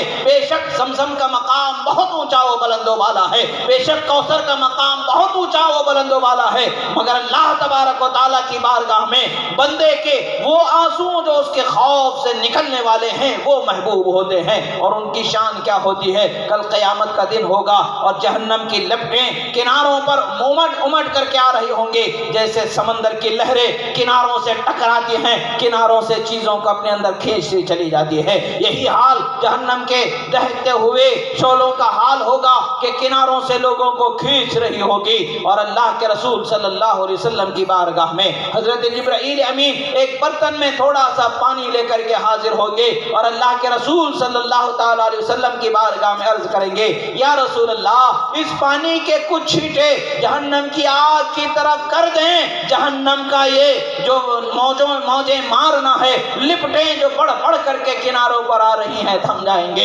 اللہ کے رسول صلی اللہ علیہ وسلم اس پانی میں ہاتھ رکھتے ہیں اور ہاتھ کے پوروں سے جو چھڑکتے ہیں تو دہتے ہوئے جہنم کے وہ شعلے ماند پڑنے لگتے ہیں، یعنی کناروں پر آنے والے شعلے تھمتے چلے جاتے ہیں۔ حضرت جبرائیل عرض کرتے ہیں، یا رسول اللہ یہ پانی آپ کی امت کے ان گناہگار بندوں کی آنکھوں سے نکلا ہوا پانی ہے جو اپنے گناہوں کی ندامت میں رب تعالیٰ کی خوف میں اپنی آنکھوں سے بہایا ہے جنہوں نے۔ عزیزو آج ہمارا وہ وقت ہے کہ رب تعالیٰ ہمارے لیے ہدایت کے سامان مہیا فرماتا ہے۔ مسجد کے میناروں سے نمازوں کی آوازیں، نمازوں کی طرف بلانے کے لیے اذانوں کی صدائیں گونجتی رہتی ہیں، کامیابی کی طرف بلایا جاتا ہے، کامیابی کی طرف بلایا جا رہا ہے، فلاح و ظفر کی طرف بلایا جا رہا ہے، رحمت کی طرف بلایا جا رہا ہے، عظمت کی طرف بلایا جا رہا ہے، مگر افسوس کہ ہمارے کانوں پر پردے پڑے نظر آ رہے ہیں، غفلت کے ایسے پردے پڑے ہوئے ہیں کہ ہم اللہ کے رحمت کے دروازے سے دور ہوتے چلے جا رہے ہیں۔ کبھی مال کی خواہش ہے، جو کبھی وقت کی تنگی کا خیال ہے، جو کبھی جسم کی راحت کا خیال ہے، جو کبھی تھکاوٹ کا خیال ہے، عجب عجب بہانے، عجب عجب خیالات ہمیں گھیرے ہوئے ہیں۔ یہ سب شیطانی دھوکے ہیں، شیطان نے ہماری فکر پر قبضہ جمایا ہے، الگ دھوکے الگ جھانسے دیتا رہتا ہے، مگر جب بندہ شیطان کے ہر جھانسے کو چھوڑ دیتا ہے، رب تعالیٰ کی بارگاہ میں حاضر ہو جاتا ہے تو رسوا شیطان ہوتا ہے، بندہ خدا کی بارگاہ میں کامیاب بنا دیا جاتا ہے۔ آج بھی وقت ہے ہماری مسجدیں آباد کر لیں، علاقے میں رحمتوں کا بسیرا ہو جائے گا، گھروں میں برکتوں کا بسیرا ہو جائے گا، نمازوں کا اہتمام کریں، اپنے گھروں میں رحمتوں کا برکتوں کا بسیرا پائیں گے، اور گناہوں سے بچیں، حرام سے بچیں، حرام کھانے سے بچیں، حرام پینے سے بچیں کہ ایک لقمہ بھی اگر جسم میں آپ کے چلا گیا حرام کا تو آپ کے جسم کو برباد کر دے گا۔ وہ ایسا وائرس ہے کہ جو آپ کو خدا کی رحمت سے دور کر دے گا۔ جیسے آج کورونا وائرس سے سب انسان ڈر رہے ہیں کہ نہیں ڈر رہے ہیں؟ تعجب کی بات دیکھیں، اس کے لیے بھی منہ ڈھک کر کے انسان باہر گھوم رہا ہے، ماسک لگا کر کے باہر گھوم رہا ہے۔ تعجب کی بات ہے، پتہ یہ چلتا ہے کہ وائرس کا اثر منہ پر ضرور ہوتا ہے، منہ سے انسان کے جسم میں اس کا ضرور ہو جاتا ہے، اور ہم ایسا وائرس جس کو خدا و رسول نے ناپاک بنا کر کے بتا دیا یہ حرام ہے، اس کے قریب بھی نہیں جانا۔ افسوس کی بات ہے کہ وہ حرام غذاؤں کا استعمال کر رہے ہیں، وہ حرام چیزوں کو پیتے چلے جا رہے ہیں۔ کیا بات ہے کہ ہم کورونا سے ڈر رہے ہیں؟ ارے موت آتی ہے، آ جائے ہزار مرتبہ بلا سے، مگر موت وہ ہے کامیابی کی جو خدا راضی اس بندے سے ہو جائے۔ حضرات صحابہ کرام رضوان اللہ تعالی علیہم اجمعین کے زمانے میں جب ملک شام میں جنگیں ہوا کرتی تھیں، اس وقت پر حال یہ ہوا تھا کہ مسلمانوں کی طرف سے عظیم 3 بھائیوں کو عیسائیوں نے قید کر لیا تھا، دشمن لشکر نے قید کر لیا تھا۔ ہزاروں کوششیں کی کہ ان کے ایمان و عقیدے کو بدل دے، مگر جن کے دل میں خدا کی محبت بس جاتی ہے اور جن کے دل میں خدا کے رسول کی چاہت بس جاتی ہے، اللہ کے قانون کے حفاظت بس جاتی ہے، تو وہ نہ دنیا کو دیکھتے ہیں، نہ دولت کو دیکھتے ہیں، نہ انہیں اپنے کنبہ یاد آتا ہے، نہ انہیں اپنے اولاد اور گھر والے یاد آتے ہیں۔ ان کا حال کیا ہوتا ہے؟ اولئک، اللہ تبارک و تعالیٰ ان کے دلوں پر ایسی مہربانی فرماتا ہے کہ دلوں پر ایمان کو نقش فرما دیتا ہے، دلوں پر ایمان کو ان کے نقش فرما دیتا ہے۔ حال کیا ہے کہ معاملہ دیکھیں کہ 3 لوگوں کو قید کر لیا گیا ہے، دولت کی لالچ دی جا رہی ہے اور ہرس دی جا رہی ہے، ہوس کا اور ہوائے نفس کی تکمیل کے لیے عورتوں کو بھیجا جا رہا ہے، غرض کے ہر حربہ استعمال کر لیا گیا، مگر جن کے نگاہوں میں نور محمدی کا اثر بسا ہوا ہے، جن کے زبانوں میں ذکر خداوندی کی چاشنی بسی ہوئی ہے، جنہوں نے حلال سے اپنے جسم کی پروان چڑھائی ہے، جنہوں نے حرام سے اپنے جسم کو بچایا ہے، نظر کو بچایا ہے، کان کو بچایا ہے، زبان کو بچایا ہے، ہاتھ کو بچایا ہے، پیٹ کو بچایا ہے، خود کو بچایا ہے، تو ان پر ایسا کوئی اثر نہیں ہوتا ہے۔ آخر کار بادشاہ تھک ہار کر کے یہ کوشش کرتا ہے کہ اب تینوں میں سے ایک کو مارتے جائے، دوسروں کو ڈرانے کی کوشش کرتے جائیں، کہ انہیں کوشش کریں کہ دیکھو اگر نہیں مانتے ہو تو انہیں جس طریقے سے مارا گیا ہے تمہیں بھی مار دیا جائے گا۔ مگر موت کیا مومن کو ڈرا سکتی ہے؟ مومن کو تو موت ڈرانے والی نہیں ہے،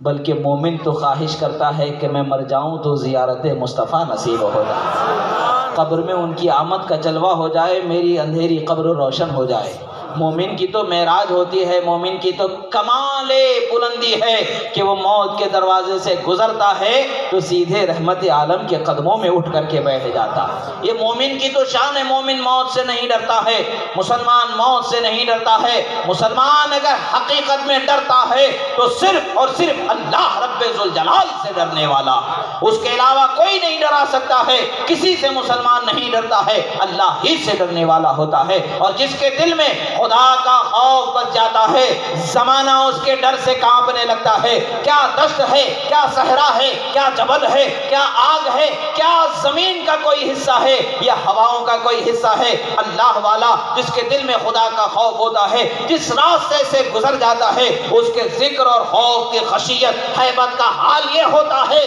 کہ جبل بھی تھر تھرا کر کے کہنے لگتا ہے کہ خدا کا بندہ مجھ پر سوار ہو گیا ہے۔ یہ واقعہ کیا ہمیں یہ معلوم نہیں، ضرور یاد ہوگا، علماء نے ضرور بیان کیا ہوگا، جب جبل احد پر رسول اللہ صلی اللہ تعالی علیہ وسلم تشریف فرما ہے، جلوہ فرما ہے، حضرت صدیق اکبر جلوہ فرما ہے، حضرت فاروق اعظم جلوہ فرما ہے، حضرت ذوالنورین جلوہ فرما ہے، اور پہاڑ کا حال کیا ہے، تھر تھرانے لگ رہا ہے، لرزتا ہوا نظر آ رہا ہے، اور اللہ کے رسول ایک ٹھوکر لگا کے کہتے ہیں، اے پہاڑ تھم جا، کیا تجھے معلوم نہیں تجھ پر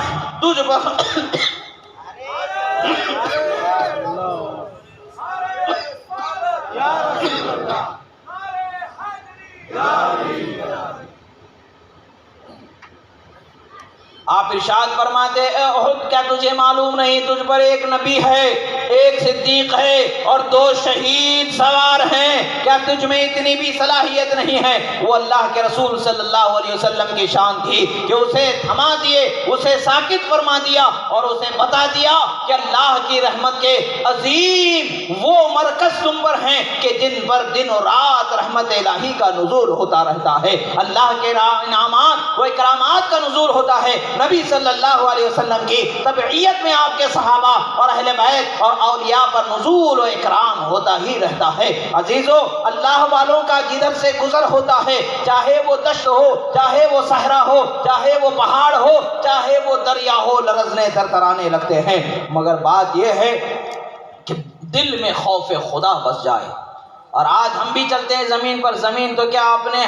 ہم خود اپنے آپ سے نہیں ڈرتے ہیں، ہمارے چھوٹے ہمارے گود میں کھیلنے والے بچے ہم سے نہیں ڈرتے ہیں، مگر ایک شان وہ ہے حضرت فاروق اعظم جس راستے سے گزرتے ہیں شیطان راستہ چھوڑ کے بھاگ جاتا ہے۔ شان یہ ہوتی ہے اللہ والوں کی، کیونکہ خدا کا خوف انہوں نے دل میں بسایا۔ اور آج اگر خدا کا خوف بندہ دل میں بسا لے، ان بزرگ ہستیوں کا صدقہ ضرور عطا ہو جائے گا، کم سے کم ہمیں تو شیطان کے بہکاوے سے محفوظ کر لیا جائے گا، شیطان کے حربے سے بچا لیا جائے گا۔ شیطان دور بھاگے نہ بھاگے الگ بات ہے، اس کے مکر سے، اس کے فریب سے ہم بچ جائیں، یہ ہماری معراج ہے، یہ ہماری کامیابی ہے۔ وہ اللہ کے عظیم بندوں کی شان بہت بلند و بالا ہے۔ الغرض وہ تینوں بھائیوں کو اس نے سوچا کہ انہیں موت کے ڈر سے ڈرا کر کے اسلام کی عظمت کو ان کے دل سے نکال دیا جائے۔ کہتے رہے کہ تم لا الہ الا اللہ محمد الرسول اللہ کہنا چھوڑ دو، تمہیں ہمارے مذہب کو اختیار کر لو، ہم تمہیں بادشاہت دیں گے، تخت و تاج دیں گے، عورتوں کا ایک بڑا لاؤ لشکر تمہیں دے دیں گے،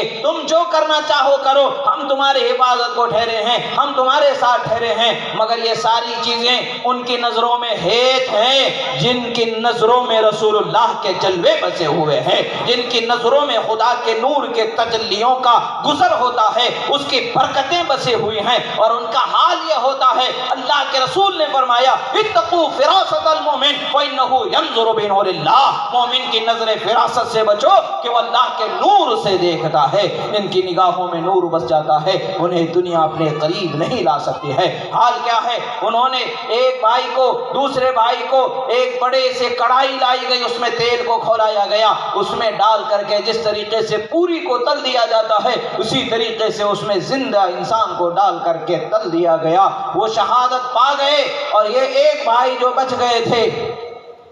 وہ تڑپ کر کے رونے لگے۔ بادشاہ خوش ہونے لگا، بھئی چلو یہ تو ڈر گیا، وہ 2 تو نہیں ڈرے، گئے جان سے، یہ تو ڈر گیا تبھی تو رو رہا ہے۔ مگر ہر رونا ڈرنے کی علامت نہیں ہے،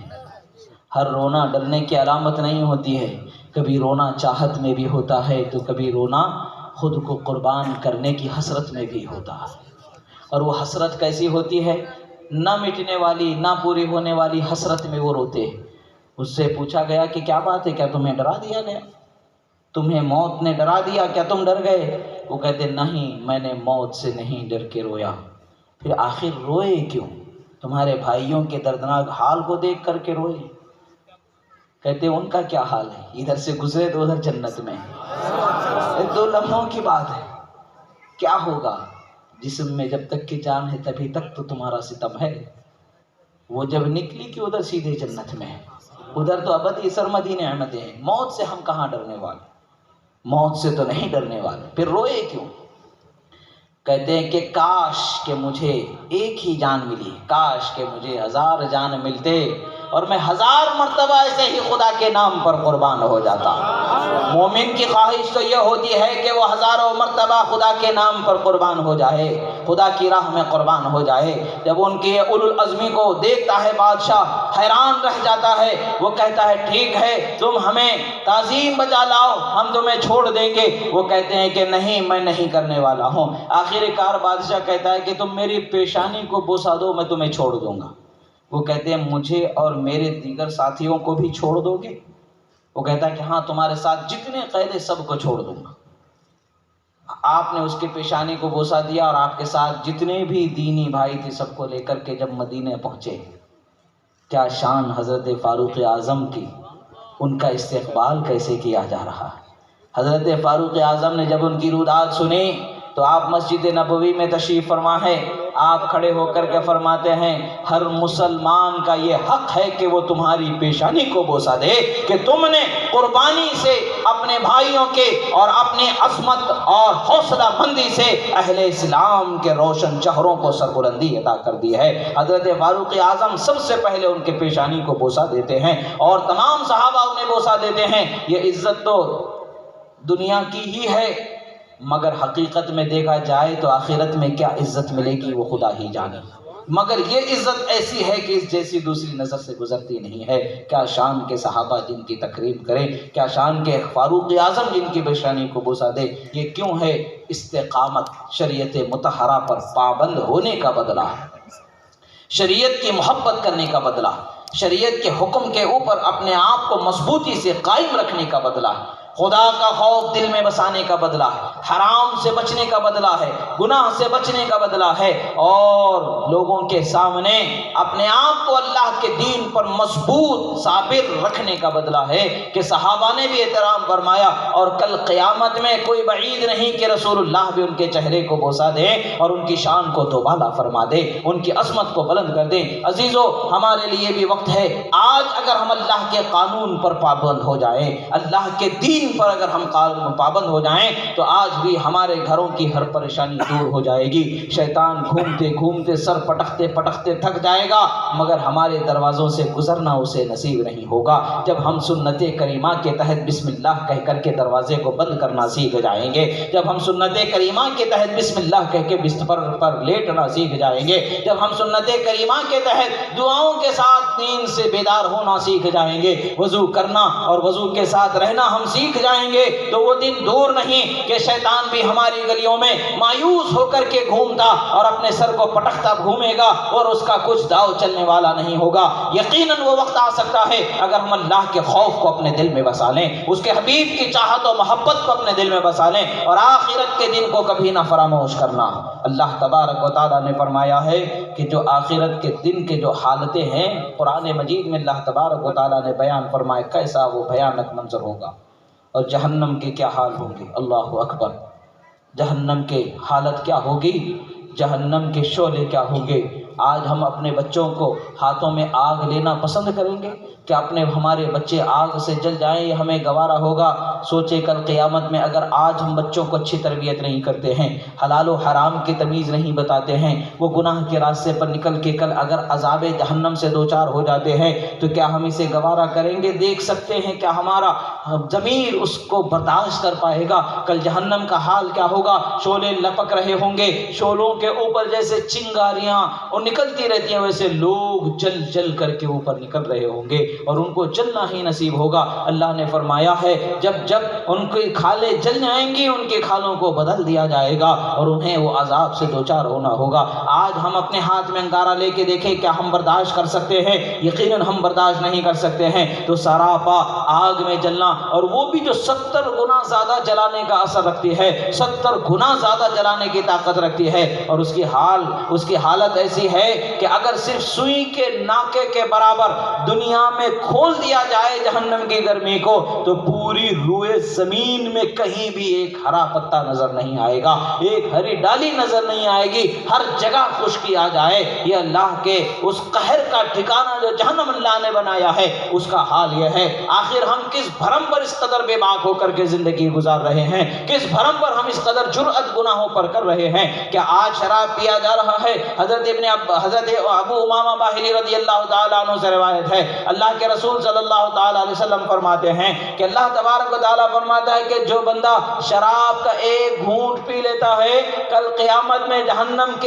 جہنمیوں کے پیپ کو پینا اسے مقدر کر دیا جائے گا۔ اور جہنمیوں کا پیپ کیسا ہوگا؟ ایسا سڑا بدبودار ہوگا کہ اگر اس کا ایک قطرہ اگر اس کی بدبو کو زمین پر تھوڑا سا بھی کھول دیا جائے تو اس بدبو کا حال یہ ہوگا کہ روئے زمین کے سارے لوگ اس بدبو کے اثر سے مر جائیں، اس بدبو کو برداشت نہ کر سکے. اس بدبودار پانی کا پینا ہوگا اور پانی کھولتا ہوگا، اور وہ پانی پیپ کا حال کیا ہوگا؟ انسان کے جسم کے اعضاء کو گلاتا ہوا، سڑاتا ہوا اسے باہر نکال رہا ہوگا. ادھر سے وہ پانی جا رہا ہوگا، ادھر جسم سے باہر نکل رہا ہوگا، تو جسم کے اعضاء، پیٹ کے آنتے، اس کا جگر سب کٹ کر کے بہ رہے ہوں گے. جیسے انسان کے کاندھے سے چادر پھسل کر کے زمین پر گر جاتی ہے، اسی طریقے سے اس کے جسم کے اعضاء نکل کے پیچھے گر جائیں گے. یہ حال ہوگا. وہ عذاب بھیانک عذاب کی جگہ ہے. اللہ کے عذاب سے ڈریں، جہنم کے عذاب سے ڈریں، اللہ کے قہر سے ڈریں، اللہ کی ناراضگی سے ڈریں. اور اگر اللہ مہربان ہو جاتا ہے، اللہ کی مہربانی ایسی ہے، جنت ماوا، جنت عدن، جنتوں کو اللہ تبارک و تعالیٰ نے اس کے اطاعت گزار بندوں کے لیے فرما دیا ہے. راحت ہی راحت اللہ تعالیٰ نے فرما دیا ہے، نعمت ہی نعمت اللہ تعالیٰ نے فرما دیا ہے. سب سے بڑی بات یہ ہے کہ خدا کے رسول کا قرب ہمیں میسر ہو جائے گا، ان کے چہرے کی زیارت ہمیں نصیب ہو جائے گی. آج زندگی ہماری گزری ہے، حسرت تو ہر مومن کے دل میں ضرور ہوتی ہے. کاش کہ میں ایک بار رسول اللہ کے چہرے کی زیارت کر لوں، کاش کہ میں ایک بار رسول اللہ کے چہرے کی زیارت کر لوں. ہر مومن کی خواہش ہوتی ہے، مگر جنت میں جب بھی یہ خواہش پیدا ہوگی، پل بھر میں رسول اللہ کی زیارت نصیب ہونے والی ہوگی. ہم جہاں بھی ہوں گے، جنت کے جس کونے میں بھی ہوں گے، رسول اللہ کی بارگاہ میں حاضری ہماری ہوتی رہے گی. کیا خوش قسمتی کہ ہمیں روز رسول اللہ کو دیکھنا نصیب ہو جائے. کیا خوش قسمتی جنتیوں کی کہ اللہ تبارک و تعالیٰ کے نور کا دیدار ہو جائے. یہ نعمتیں اللہ تبارک و تعالیٰ عطا فرمائے گا ان کے لیے جو اس کے فرما بردار بندے ہیں، جو اس کے اور اس کے حبیب کے قانون پر چلنے والے ہیں، شریعت مطہرہ کا لحاظ کرنے والے ہیں. اور اگر اس کو پامال کر دیں گے، خدا کے حدود کو پھلانگ دیں گے اور اسے چھوڑ دیں گے، توڑ دیں گے معاذ اللہ، تو دردناک عذاب کا سامنا ہونا ہے. اور دردناک عذاب ہمارے تصور سے بھی زیادہ دردناک ہے. عزیزان محترم، آج ہماری زندگی خدا نے بخشی ہے تو اس زندگی کو کامیابی کے دروازے پر لے جائیں. اللہ کی بارگاہ میں اپنے آپ کو نادم کریں. خدا کی بارگاہ میں حاضر ضرور ہونا ہے. جب حاضر ہوں گے تو کیا لے کر کے جائیں گے؟ یہی بے باکی گناہوں کی جرأت، گناہوں کو کرتے کرتے اسی حال میں جائیں گے. کتنے ایسے ہمارے ساتھی ہوں گے جو کسی کی موت شراب کے نشے میں، تو کسی کی موت زنا کی حالت میں، تو کسی کی موت کسی اور حالت میں گزر چکی ہو. اللہ نے ہمیں اس بھیانک انجام سے بچایا. اللہ نے ہمیں ابھی زندگی بخشی ہے، اس زندگی کو غنیمت جانیں. اللہ کی بارگاہ میں اپنے آپ کو تائب بنا کر کے حاضر کریں. یقیناً خدا کی رحمت ہمیں ملنے والی ہے. اللہ رب العزت کی بارگاہ میں دعا ہے، جو کہا گیا سنا گیا، کہنے میں، سننے میں، بولنے میں، سمجھنے میں، سمجھانے میں، بتانے میں، روایتوں کے بیان کرنے میں، قرآن کی تلاوت میں جو کچھ بھی ہم سے غلطی ہوئی، اللہ تعالیٰ اسے معاف فرمائے. اور جو کچھ حق و ثواب و صحیح و درست کہا گیا، اللہ تعالیٰ اسے ہمارے دلوں میں محفوظ فرمائے اور ہم تمام کو اس پر عمل کی توفیق عطا فرمائے. اقول قولی ھذا استغفر اللہ لی ولکم ولسائر المؤمنین. الحمد للہ علی ما اصبت واستغفر اللہ علی ما اخطأت. السلام علیکم ورحمۃ اللہ تعالی وبرکاتہ.